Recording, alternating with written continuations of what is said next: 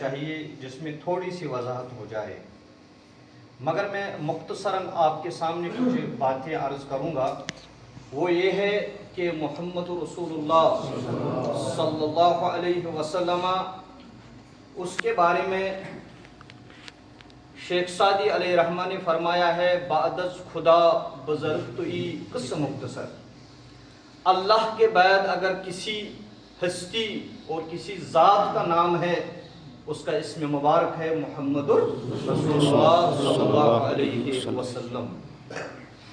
اس لیے میں اس شاہی مسجد بہو پورٹ جموں میں آپ کے سامنے مخاطب ہوں کہ اللہ نے جب دیکھا کہ دنیا میں بسنے والے لوگ جو ہیں طائف میں محمد رسول اللہ صلی اللہ علیہ وسلم دعوت کے سلسلے میں گئے ہیں، تو ان کے ساتھ کون سے واقعات پیش آئے۔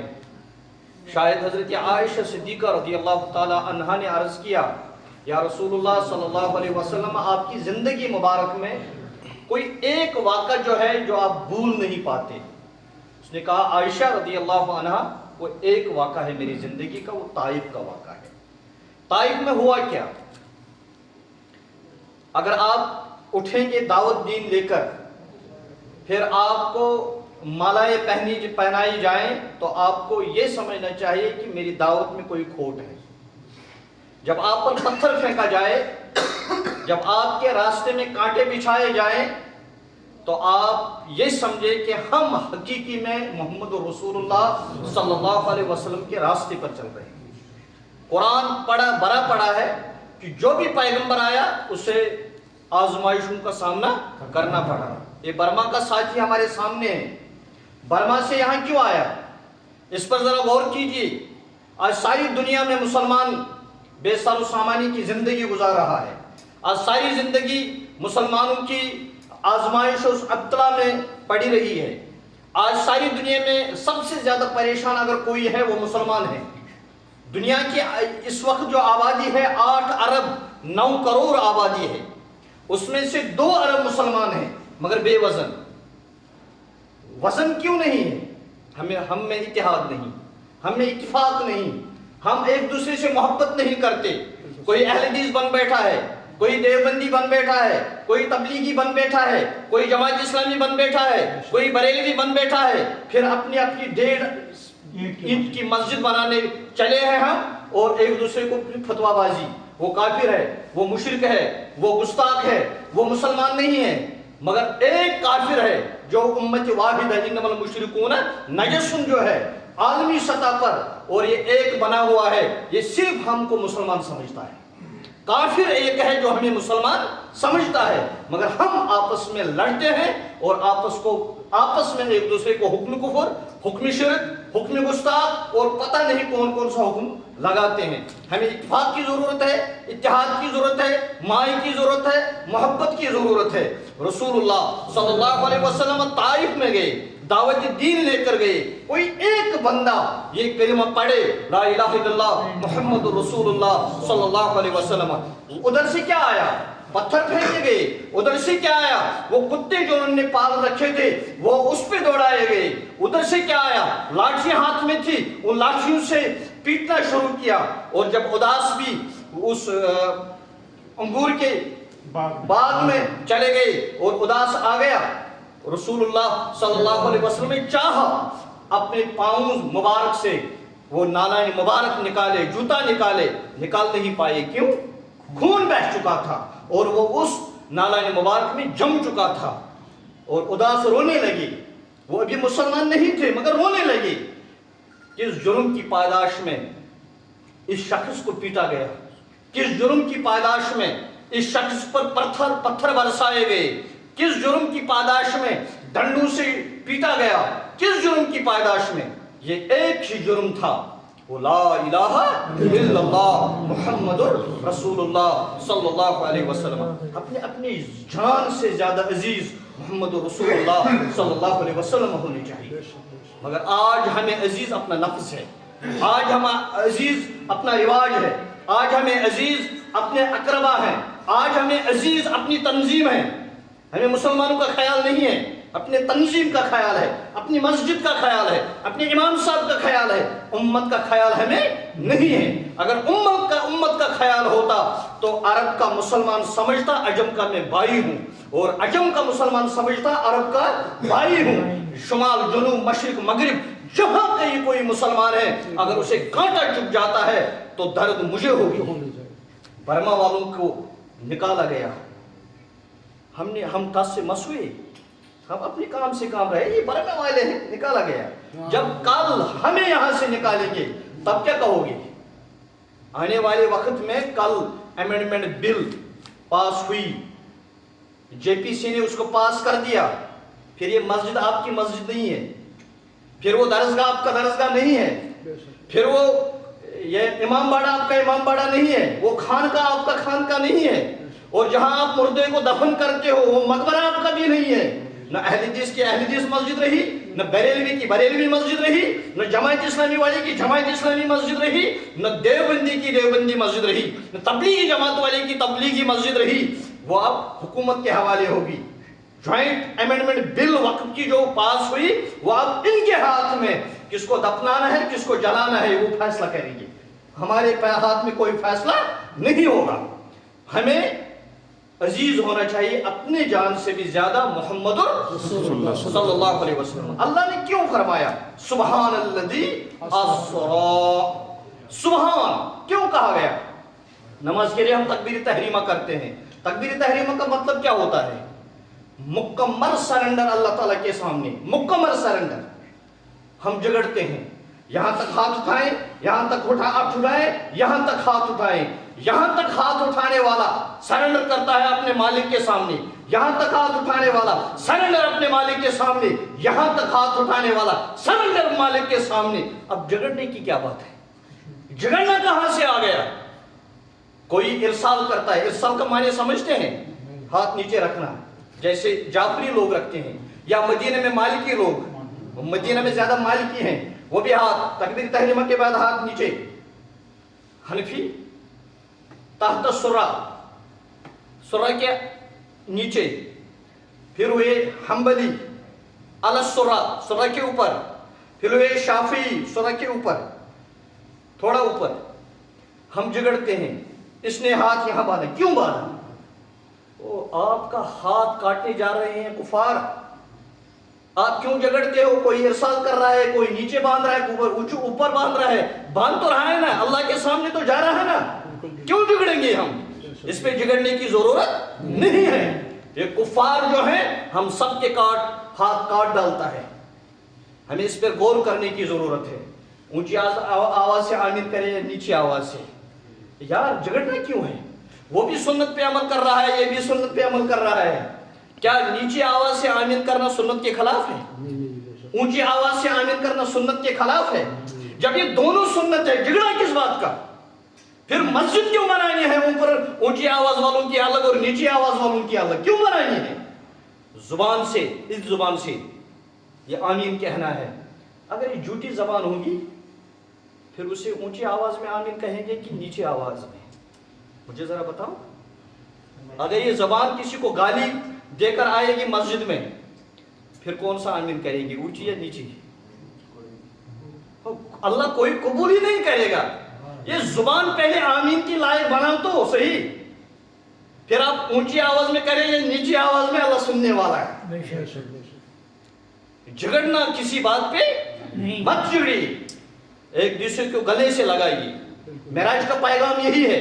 محمد رسول اللہ صلی اللہ علیہ وسلم کا معراج کا ذکر جب اللہ نے کیا تو سبحان الذی، سبحان کے لفظ سے آغاز ہوا۔ تو ہم تکبیر تحریمہ کہتے ہیں، پھر کیا پڑھتے ہیں؟ سبحان، سبحان آ گیا نا لفظ۔ ہم سمجھ نہیں پا سبحان کا مطلب کیا ہے۔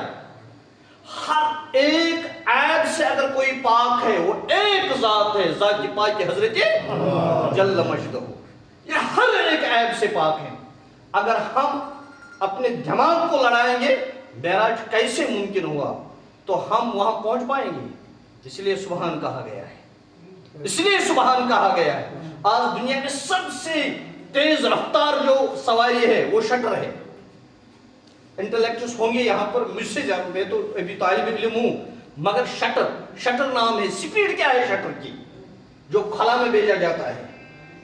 مگر جب محمد رسول اللہ صلی اللہ علیہ وسلم نے معراج کیا، جو براق ان کی سواری تھی، براق برق سے نکلا ہے، یعنی بجلی. جب بجلی کا سوئچ وہاں آن ہو جاتا ہے اسی ٹائم یہاں لائٹ آ جاتی ہے. اس رفتار سے وہ براق تیز چلتا تھا.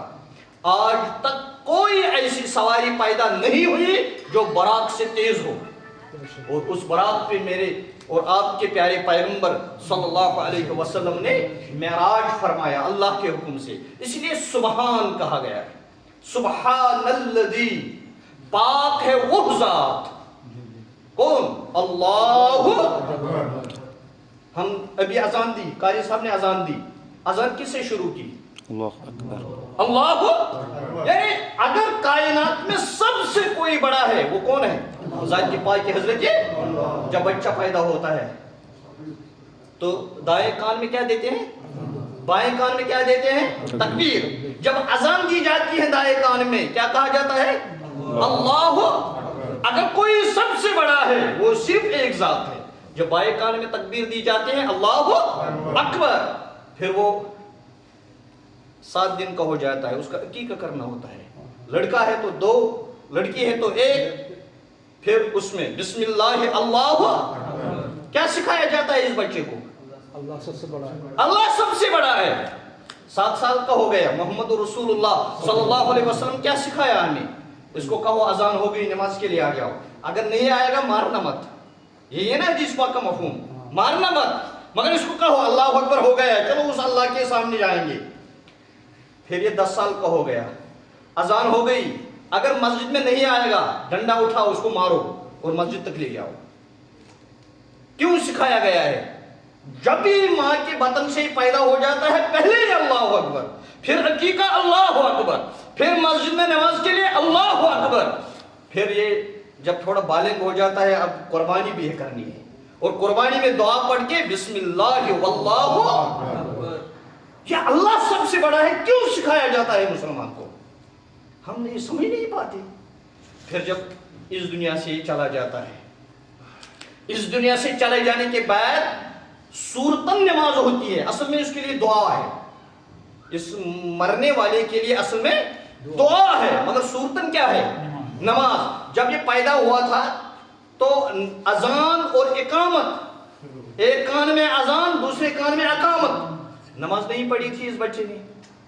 ابھی دنیا سے چلا گیا ہے، وہ کتنی مدت رہے ہو یہاں؟ اذان اور نماز کے درمیان جتنا وقفہ ہے اتنا ہی تھا آپ کا وقفہ. اب ہم آپ کا جنازہ پڑھتے ہیں، اتنا ہی ٹائم ہے نا. کیوں ضائع کرنا ہے بحث کرنے میں؟ اس بھائی سے بحث کروں، آپ رفیع الدین کیوں کرتے ہو؟ یہ مجھ سے بحث کرے گا، میں کیوں نہیں کرتا؟ یہ بھی سنت ہے، یہ بھی سنت ہے. جب دونوں سنت ہے میں اس کو کیوں کہوں آپ یہ سنت چھوڑ دو؟ یہی مجھے کیوں کہے یہ سنت چھوڑ دو؟ جب یہ دونوں سنت ہے. وَرَفَعْنَا لَكَ ذِكْرَكَ. اللہ کو ہر ایک سنت ہمارے نبی محترم صلی اللہ علیہ وسلم کو بلند اور بالا رکھنا ہے.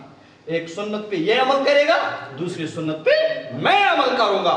مگر ہم دونوں سنت والے ایک دوسرے سے کندھے سے کندھا ملا کر نہیں عمل کریں گے، دونوں سنتوں پر عمل کریں گے. جھگڑیں گے نہیں. جھگڑیں گے کیوں؟ اس لیے امت مسلمہ میں یہ معراج کا پیغام کیا ہے؟ سبحان الذی اسریٰ بعبدہ. اس ذات کی قسم جس نے ہم کو بنایا ہے. وہ فرما رہے ہیں سبحان الذی، پاک ہے وہ ذات، اسریٰ جس نے سیر کروایا، جس نے ایک جگہ سے دوسری جگہ اپنے کس کو لیا؟ بعبدہ، اپنے بندے کو. ہم کو بھی اللہ کا بندہ بننا ہے. ایک اقبال نے کہا ہے عبد دیگر عبدہ چیز دیگر. ایک ہو گیا یہ اللہ کا بندہ، دوسرا ہو گیا اللہ کہہ رہا ہے یہ میرا بندہ. کتنی فرق ہے؟ میں ساری زندگی پکاروں میں اللہ کا بندہ ہوں، اس میں سارے لوگوں کو شک ہوگا. مگر جب وہ اللہ ہمارا خالق مالک اور حاکم پکارے گا یہ میرا بندہ ہے، کوئی شک ہوگا؟ اللہ کیا فرما رہے ہیں؟ سبحان الذی اسریٰ بعبدہ، پاک ہے وہ اللہ جس نے سیر کروایا اپنے بندے کو، یعنی سرٹیفکیٹ دے دی یہ میرا بندہ ہے. सर्टिफिकेट दे दी, ये मेरा। अब हम बिगड़ते हैं। इकबाल ने कहा निगाह इश्क व मस्ती में वही अव्वल। फिर क्या कहता है कोई बंदा, आपका अल्लामा, यानी तकब्बुराना अंदाज क्या है, आपका अल्लामा, क्या उसका अल्लामा नहीं था? तकब्बुराना अंदाज। जब हम आलमी वहदानियत की बात करते हैं, आलमी लामकान की बात करते हैं, तो सूरह हश्र की आयत याद आ जाए, हुवल अव्वल आखिर ज़ाहिर बातिन। तो आलमी वहदानियत की जब बात करेंगे, आलमी लामकान की जब बात करेंगे, तो अव्वल अल्लाह है। अव्वल कुल्लु मन अलैहा फान व यब्का वजहु रब्बिका ज़ुल जलाल वल इकराम। जब आखिर की बात करेंगे तो आखिर अल्लाह है।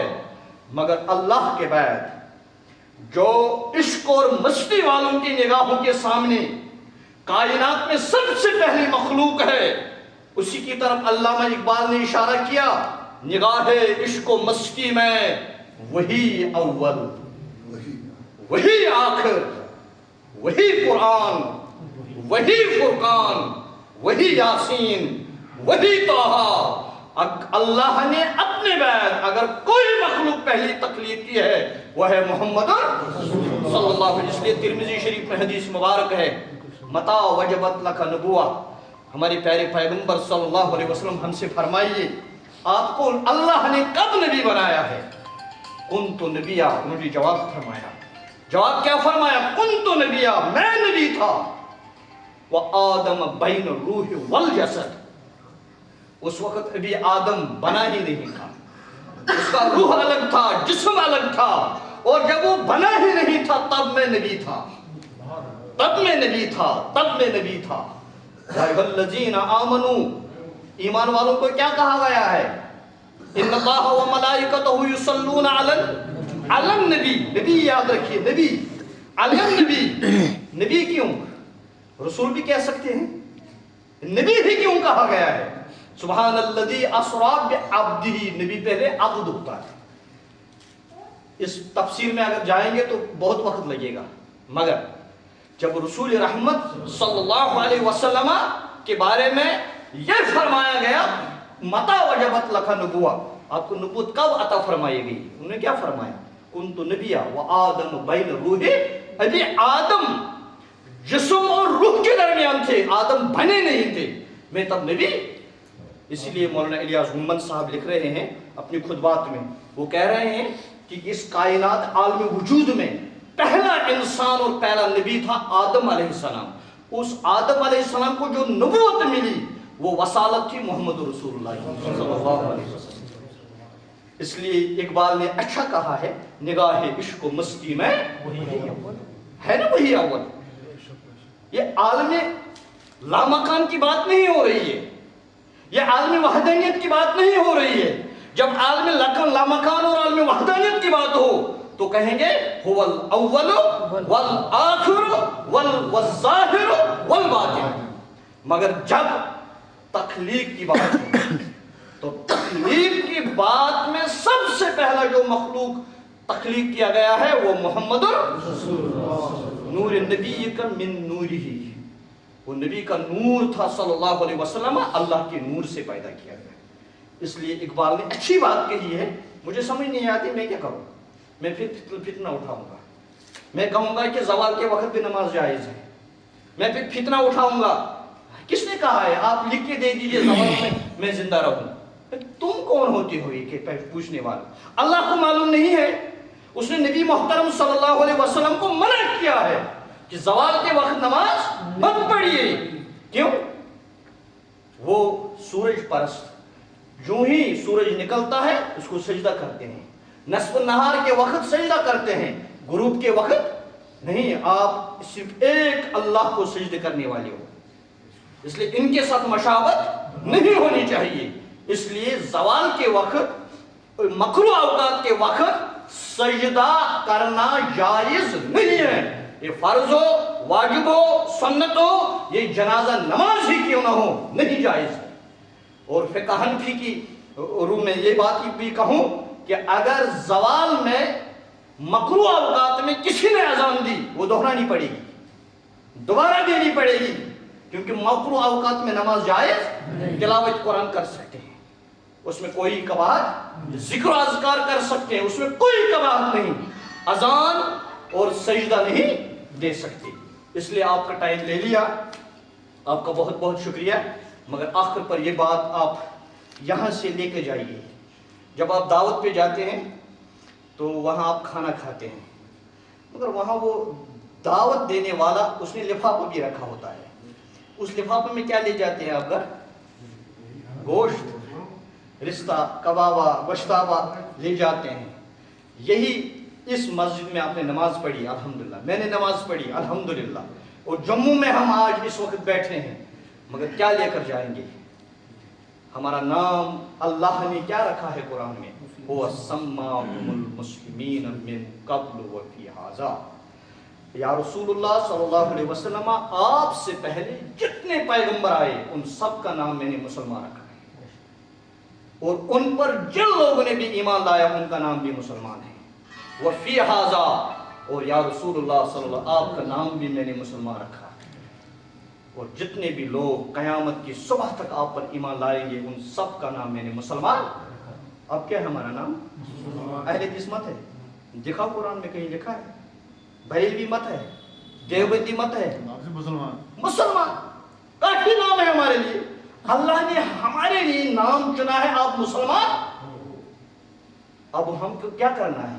مسلمان بن کے زندگی، اس لیے محمد رسول اللہ صلی اللہ علیہ وسلم نے فرمایا کما تحیون تموتون، جس پہ آپ زندگی گزاریں گے نا اسی پہ آپ کو موت آ جائے گی، کما تموتون تحشرون، جس پہ آپ کو موت آ جائے گی محشر کے میدان میں اسی پر اٹھائے جاؤ گے۔